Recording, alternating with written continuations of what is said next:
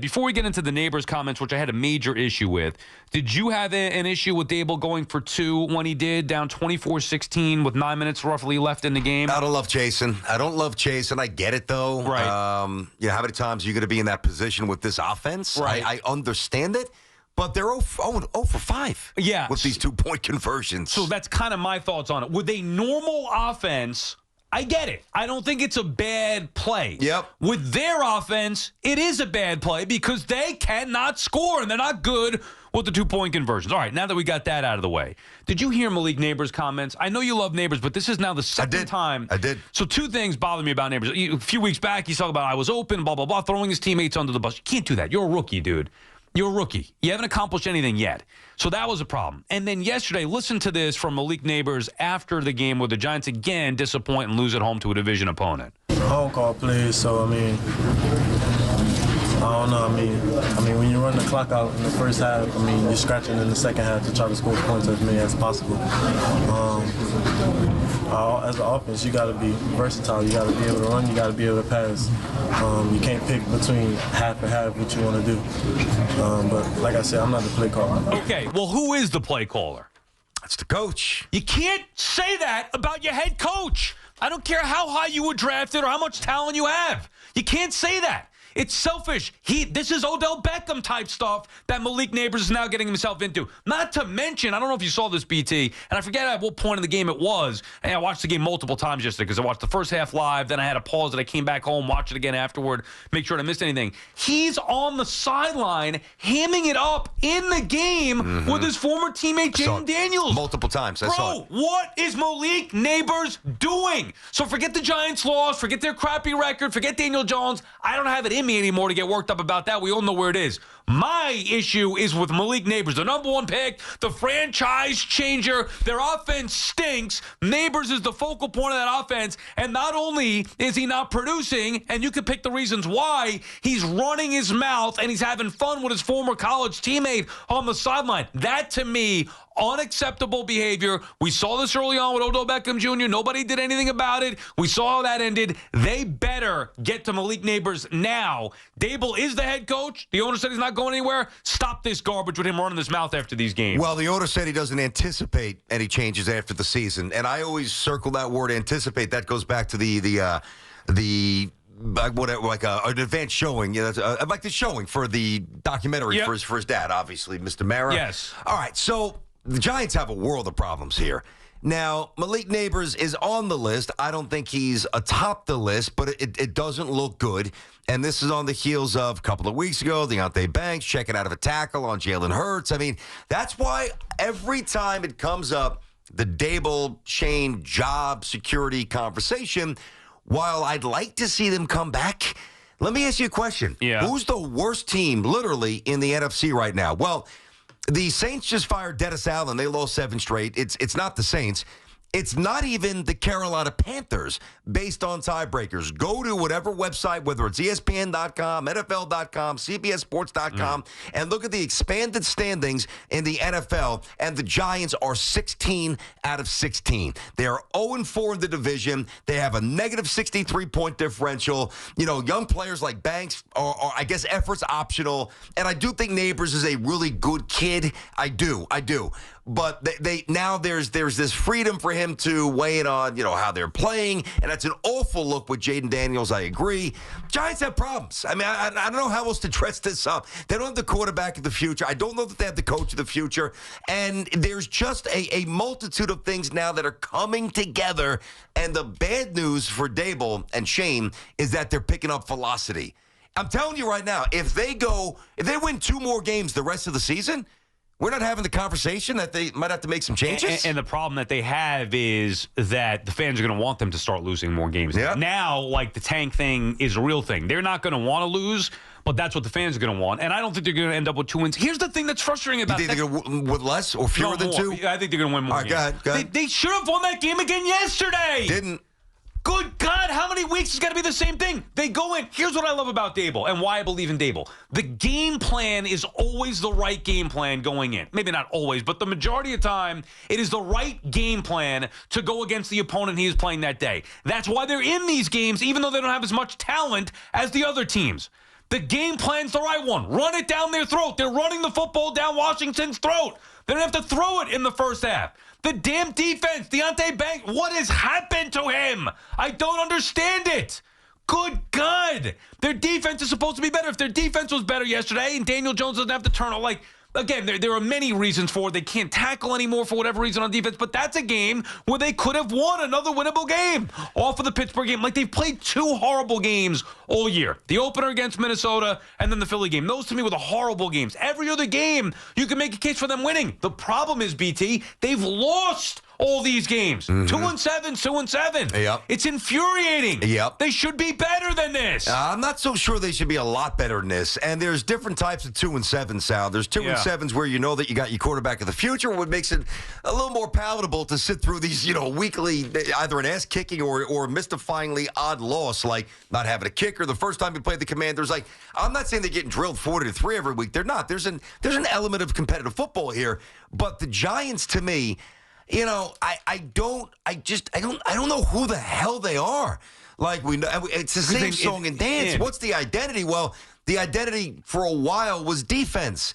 And I do think they've got some really good defensive players, but the more the defense has to carry the mail just to compete because the offense stinks, I think that there's more of a chance that defense just wears down and tires down or mentally checks out and they're frustrated and you have infighting and you have all sorts of division, and that's another problem. So, listen, do I think that they can beat Carolina and Germany? I do. I don't know if they will, but I certainly think that they could.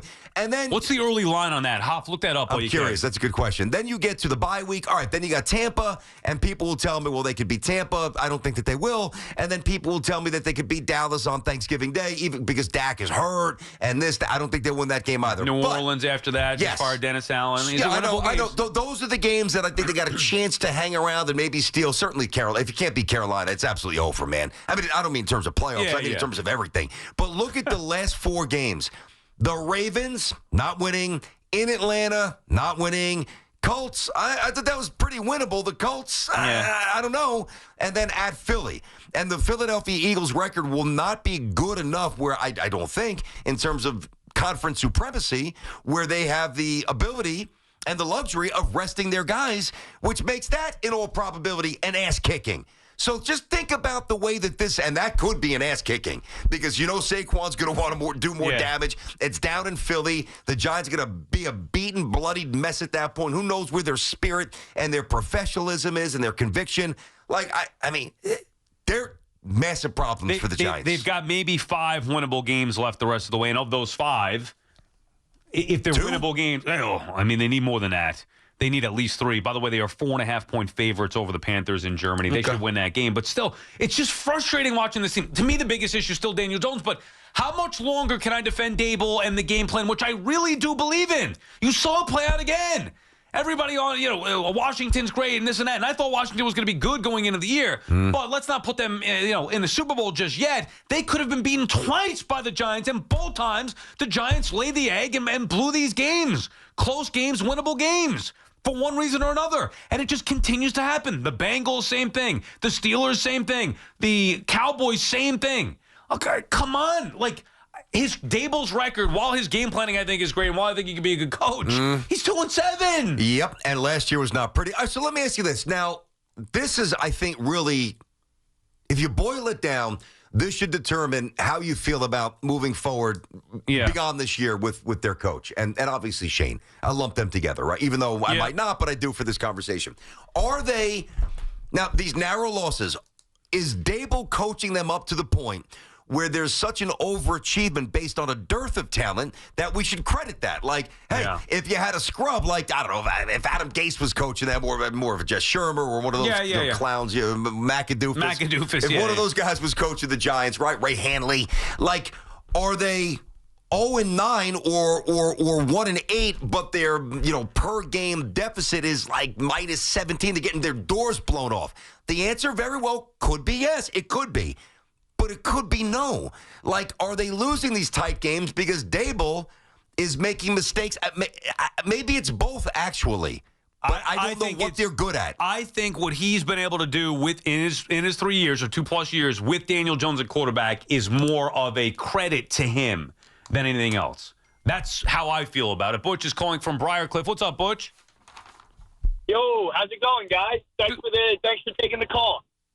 Thanks, Butch. What's up? You got it, buddy. Just a little while ago, you guys were talking about Nabers' post-game comments on, the smash-mouth football in the first half, running the ball down their throats. Like, I agree with that. We were moving the ball in the run game. But, I think Nabers is the top guy on the offense for the Giants, and I think he had 1 or 2 targets in the first half.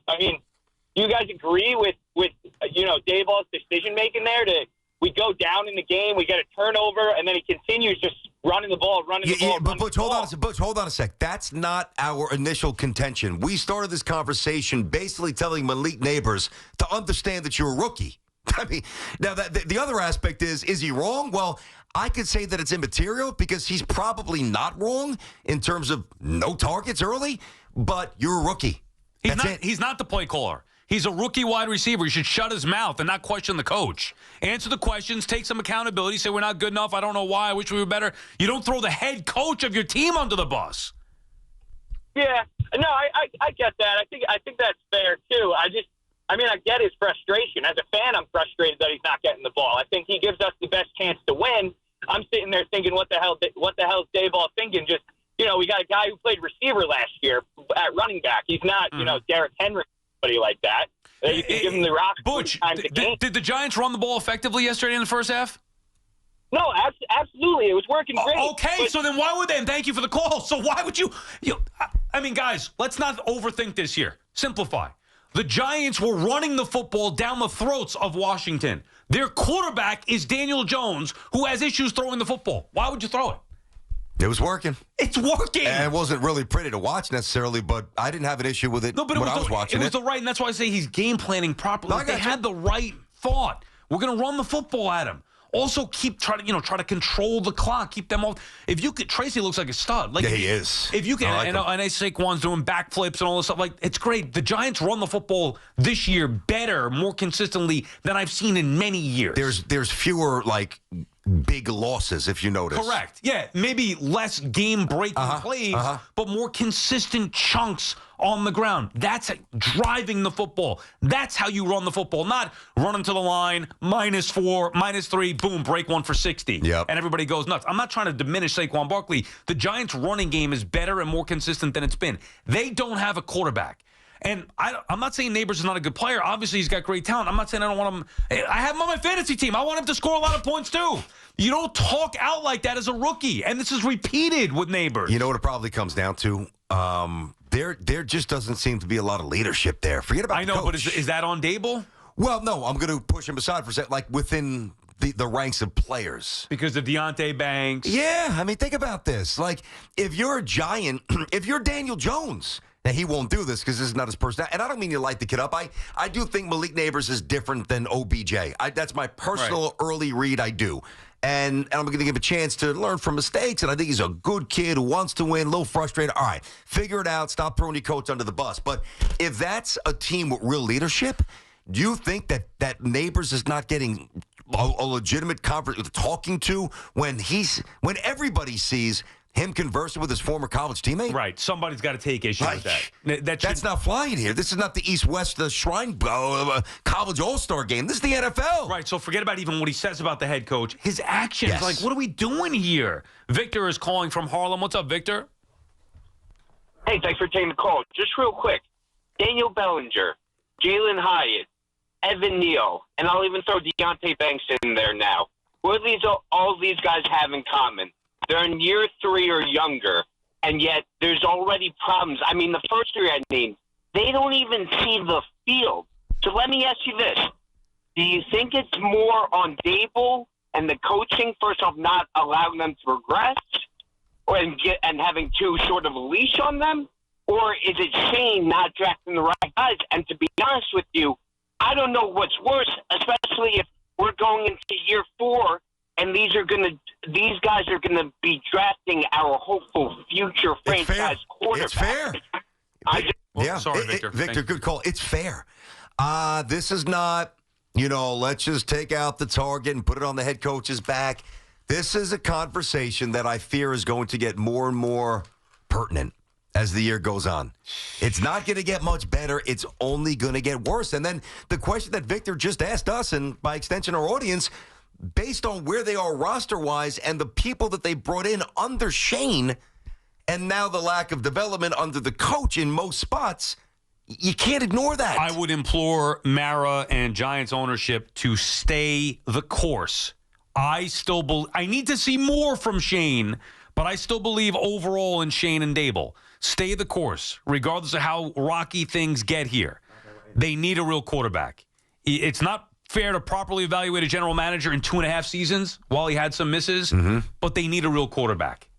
That to me is the bottom line. You want to judge him on keeping him? I still think that was a lot of Mara in deciding with keeping Daniel Jones here. But that to me is the biggest issue. What Dable can do with a different quarterback and how this team would look, that to me is going to be the deciding. At least me. I can only speak for how I feel about it. I don't know what they're going to do. I would implore them, though, to stay patient with Shane and Dable and just see this through when they get a real quarterback in there. And that's what makes it tricky for me because, more Dable, less Shane. I'm intrigued by that, too.